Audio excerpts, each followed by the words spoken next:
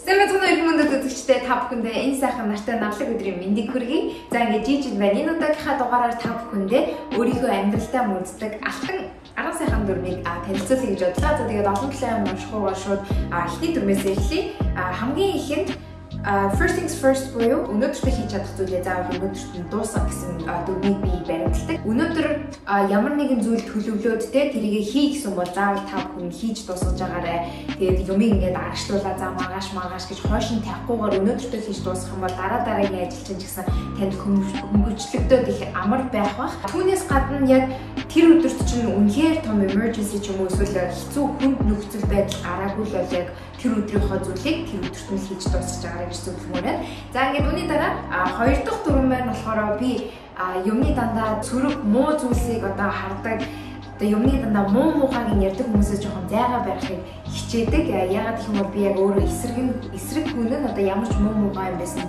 Одоо түүний одоо сайн талыг харах гэж оролддог. Одоо амны бэлгээс ачтын бэлэг гэсэн юм дандаа сайн сайхан юм ингэж ярихыг хүсдэг болохоор нөгөө эсрэгээр муухай юм яриад дандаа болж утгүй юм ярьдаг хүмүүсээс жоохон зайгаа байхыг хичээдэг. Тэгэхээр яг миний эргэн тойронд байгаа их одоо дотны хүмүүс маань дандаа сайн сайхныг ярьдаг, сайхан энергитэй гоё хүмүүс байгаа. За гурав дахь дүрм нь болохоор сэтгэл санаагаар унсан үедээ ч юм уу эсвэл нэг тийм муухай мэдэрсэн ямар нэгэн зүйл болохгүй болсон яг тийм готрон үедээ бол байгальд гарч усны чимээ одоо тэр мод харж тийм байглаар тэгж явах айгуу дуртай. Тэгээ би ерөнхийдөө нэг ховорхон гардаг л да. Тэгээ хаяадаар нэг тиймэрхүү газар очиод өөртөө цаг гаргаад тэгээд тайвширлыг олох айгуу дуртай. Тэгээд манай Монголын даа ялангуяа ингээд байгаль чи их гоё штэ. Тэгээд тийшээ гараад ингээд олон тайвширлыг олно шүү.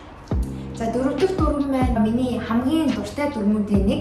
Ямар дүрм бэ гэх юм бол би одоо энэ дүрмийг одоо дүрм гэхин ч сайшаа одоо зарчим гэх юм уу, дүрм гэх юм уу, одоо тийм хүний зуршил гэх юм уу. Мэдгүй ямар ч энэнийг болохоор та бүхэндээ тушаад үзээрэй гэж аяг зөвлөмөр байна. Би ингээд 7 хоногт нэг удаа ч юм уу эсвэл сардаа ингээд 2 удаа зөвөр амар гоё чивчмээ газар ганцаараа байж өөртөө ярилцах аяг дуртай. Тэгээд гол нь ярилцахаас гадна одоо өөртөө хэрэг талхахтгаа илэрхийлдэг гэх юм уу хаашаа тий. За чи одоо тэгээ өмнөх сар сайн байсан шүү. Тэр үедээ чи сайн ажилласан шүү. Сайн шийдвэр гаргасан шүү. Одоо энэ жилдээ чи давгүй яваач бод би гэдэг чинь энэ жилдээ чи ингээд сайн зүйл хийсэн шүү. Чи өөртөө үнэхээр мундаг байлаа гэж ингээд өөрийгөө урамшуул, өөртөө ярилцаж одоо өөртөө хэрэг талхахдаг илэрхийлдэг. Тэгээ энэ болохоор одоо нэг жоохон нэг тийм дотоод одоо юу гэдгийг нэг дотоод хүнтэй холбоотой нэг тиймэрхүү зүйл болохоор та бүхэн ч гэсэн энэ дөрвөн дүрмийг одоо өөрсдөө туршаад үзээрэй. Одоо байгаль одоо чи нэг хүн гээд ингээд яваад байдаг. Гэхдээ яг үндэ ингээд дотоод бас хүн чинь заримдаа өөр байдаг штэ. Нэг чи гаднаа нэг юм хүсээд байдаг. Дотоод хүн чинь нэг өөр юм хүсээд байдаг. Заримдаа чи нэг өөрийгөө ойлгодог үү. Би яг яах гээд байгаа юм бэ? Би яг юу хийх хэрэгтэй юм бэ? Одоо би хаашаа ч явах хэрэгтэй. Нэг тиймэрхүү үед тэгвэл өөртөө амар гоё цагийг гаргаад өөртөөгөө хамт зүгээр гоё ярилцаад дотроо үнэхээр би юу хүсэж мөрөөдөд байна, би юу хиймээр байгаа тэрийг нэг ярилцаад үзээрэй гэж хүсмээр байна. За дүрм number 5. Ерөнхийдөө дөрвтэй адилхан л та. Гэхдээ арай өөр талаараа яг ямар хөө талаараа гэх юм бол өөрийнхөө дуртай хоббиндоо заавал цаг гаргах. Одоо энэ дүрм байгаа. Одоо би жишээн дээр чөлөө цагаараа би TikTok хийдэг, social media-гаар хөтэлдэг. Түүнээс гадна би бол спортод амар дуртай. Шинэ спортод сурах гэж хичээдэг. Одоо нэг газрын теннис сурах хичээгээл яваа. Anyways, тэгээд цагсан бөмбөг тоглодог. Цагсан бөмбөгтөө бол би бүр амар хайртай. Тэгтээ тийм амар мэргэжлийн энэ биш ч гэсэн зүгээр жижиг сажиг тоглолчин. Тэгээд зүгээр найзуудтайгаа гараад хаяа тэрэндээ ингээд тэгээ нэг цаг чамаагүй, 2 цаг чамаагүй, 3 цаг чамаагүй тэгээд цагсан бөмбөг л өөрийнхөө хоббинд заавал цаг гаргаж 7 хоногт 2-3 удаа шууд өөртөө дуртай зүйл рүү шууд явчихдаг.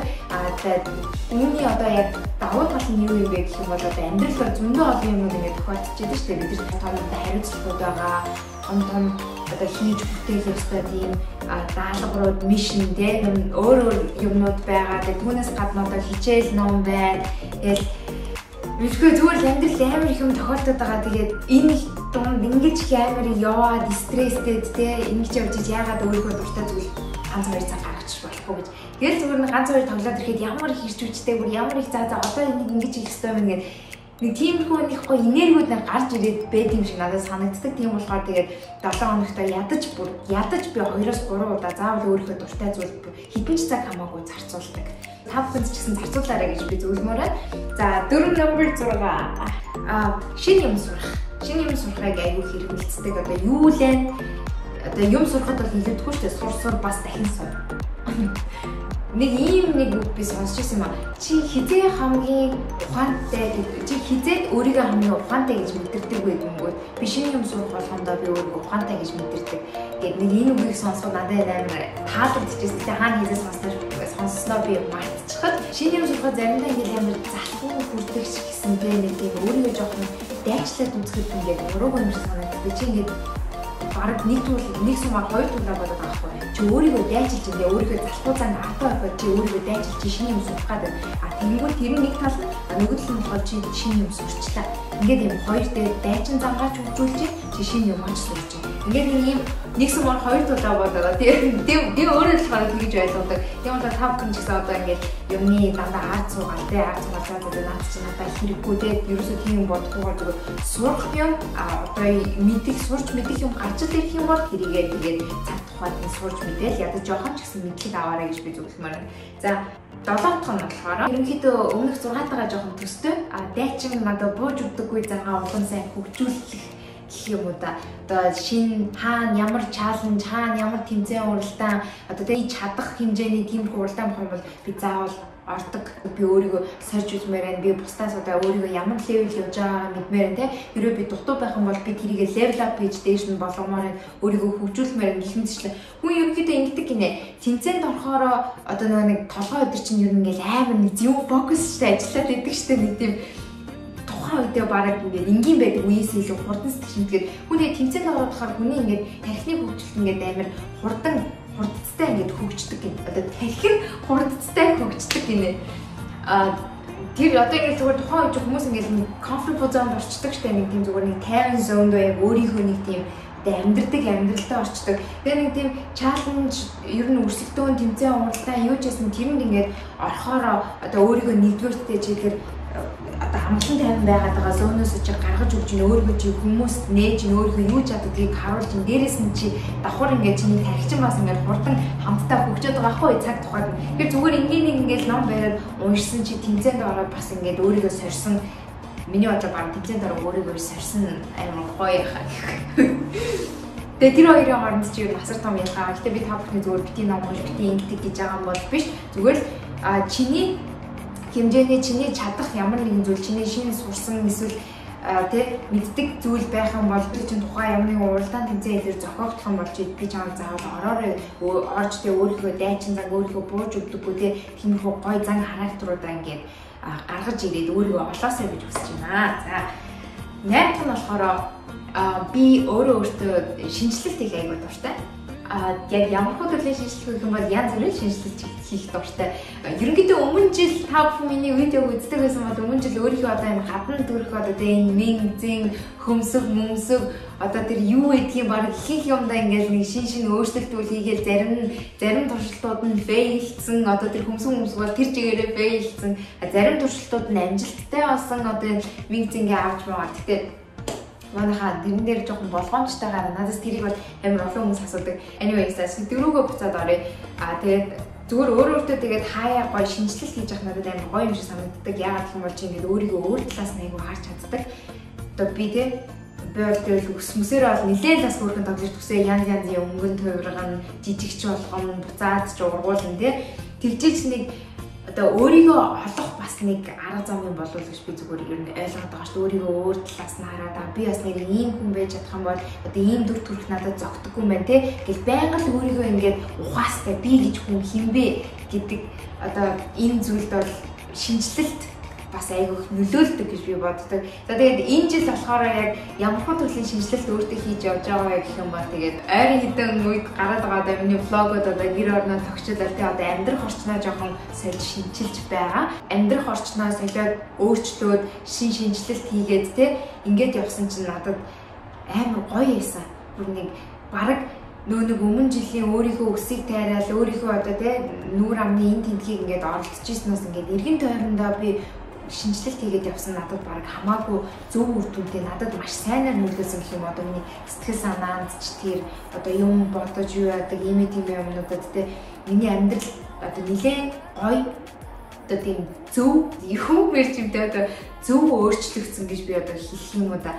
Юм уу тогтжуулж явахдаа тий одоо энэ жижиг гэсэн энэ сайныг би өөрөө дэлгүүрээс аваад дээрээс нь чимэж өмлөө. Би өмнө хизээ чи юм хийж үзэж байгаа. Тэгээ хийсэн чинь амар гоё яагаад би өөрөө ийм юм хийж чадна ч гэж би ер нь зүгээр л бодоогүй гэх юм зүгээр аваад надад гоё сонирхолтой юм шиг санагдаад тэгээд шинэ юм туршаал ингээл хийцэн. Тэгээд бас иймэрхүү юм хийж чаддаг ингэдэг би одоо ийм хийж чаддсан байх гэдэгтэй ч гэсэн өөрийгөө баярлсан. Би тэрнээс шууд нэг амар гоё одоо тэгээ өөрийгөө уран гэж хизэж боддгоо. Гэтэ энийг хийсний дараа ер нь жоохон ч гэсэн уран чим шиг гэж бодсон л та.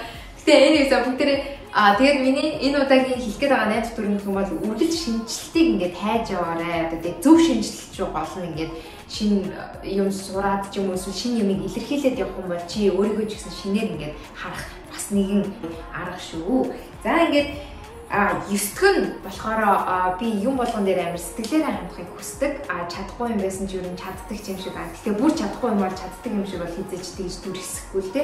Гэхдээ одоо тий ойр дотны эргэн тойрныхоо хүмүүс гоё surprise барайл баярлуулаад тэгж гоё юм болгон сэтгэлээрээ хандахыг аягүй хүсдэг. Тэгээд миний эргэн тойрон ч гэсэн надад манай найзууд одоо ээж аав гэдэг нэг гоё сэтгэлээрээ нэг тийм сайхан хүмүүс байдаг болохоор тэр хүмүүсийнхээ хажууд байхад би ингээд улмал ингээд нөгөө хоолн дээр нөл сэтгэл карманаас нь нөл сэтгэл гэдэг шиг л зүгээр л ингээд нэг гоё гэдэг чинь нэг халуун дулаан хүн зүгээр халуун дулаан уур амьсгалыг өгөөл туслаад тийхлээд надад амар гоё миний сэтгэл ч гэсэн амар гоё үеиг байдаг.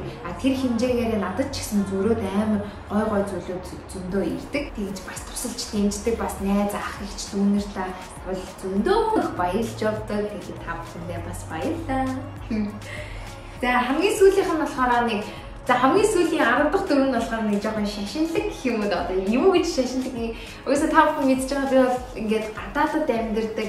Тэгтээ заавал энэ гадаадд амьдардагаараа би 10 дахь дөрөвийг мөрдөөд идэх юм биш л те. Зүгээр яг хуу миний бодлоор зүгээр гадаадд амьдардаг их хүмүүс ингэдэг баг. Тэгээ энэ яг ямар дөрөв юм бэ гэх юм бол би ингээд хаяа орой зүгээр малгайгаа өмсөд сүү бариад нөгөө 7 хоногоо сүү өргөх дуртай. Тэгээд одоо олон талын амьдтай нэг амар тэгээ намайг ингээд өгч тэгээд өгөөч би ийм өсч чинь тийм өсч чинь одоо би яг юу гэдгийг сайт мөнгөний ордог тэр бомбд юу ч болмоор тиймэрхүү өмсөхгүй зүгээр миний ажил үйлсийг сайн бүтээж өгөөрэй сүрсүүлтийн гоё өндөр төлөвлөж өгөөрэй манай аав ээж юм уу тийм манай гэр бүлийнх нь найз нөхөд юм уу муу мухай зүйл битээ тохиолдосоо дандаа сайн сайхан зүйл ирээсэй гэл ингээд гоё дотроос үсгэлээ тэгээд 7 мохонд ингээд сүү өргөх дуртай мэдгүй нэг тэгэхээр нэг гоё нэг цаанаас ажил бүгд ингээд бүтээдэг юм шиг надад санагддаг. Тэгээд хэрэв үнэхээр би Монголдоо би байсан бол одоо тийм эрдэнтийнхаа баян өндөр уул дээр гараад сүү өргөх байсан, сүү өргөчч байсан. Энэ тэгш дуртай тэгээд дээрээс нь ингээд дээшгээ гоё од мод өдр хүртэл харах дуртай болохоор үтгэн 7 морхоод нэг л гоё нүдэн тасаад байдаг. Харах болгондоо л нэг тийм гоё нэг тийм сэтгэл нэг цаанаас одоо юу гэдэг сэтгэл нэг цаанаас ойрхон гоё идэг нэг хаяа 7 морныг харахаар нэг Монголд очиж байгаа юм шиг. Тэгээ манай Монголын од Монголд илүү гоё хаа. Монголын од ч гэсэн ер нь одууд бол нэг Монголдоо л гоё харагддаг л да. Энд яг хаа тэгээд харагдах нь чаас харагдана. Тэгээ Монголд гоё. За нэг иймэрхүү байна. За ингээд энэхүү бичлэгтэй минь хамт байсан та бүхэндээ маш их баярлалаа. За тэгээд дараагийнхаа бичлэгээр уулзлаа. Баярлалаа. Энэхүү бичлэг таалагдсан бол лайк дараарай. RTN JJ YouTube channel дээр бас subscribe дарахаа бити мартаарай. За тэгээд миний энэ танилцуулсан 14-өөс таны байдал одоо баримтлагдаг дүрмүүдтэй адилхан зүйл явах юм бол тэрийг comment хэсэг дээр бичээрэй. Эсвэл миний 14-өөс аль нэг дүрмийн сонирхолтой санагдсан бол тэрийг бас comment хэсэг дээр бичээрэй. За тэгээд дараагийнхаа бичлэгээр уулзлаа. Баярлалаа.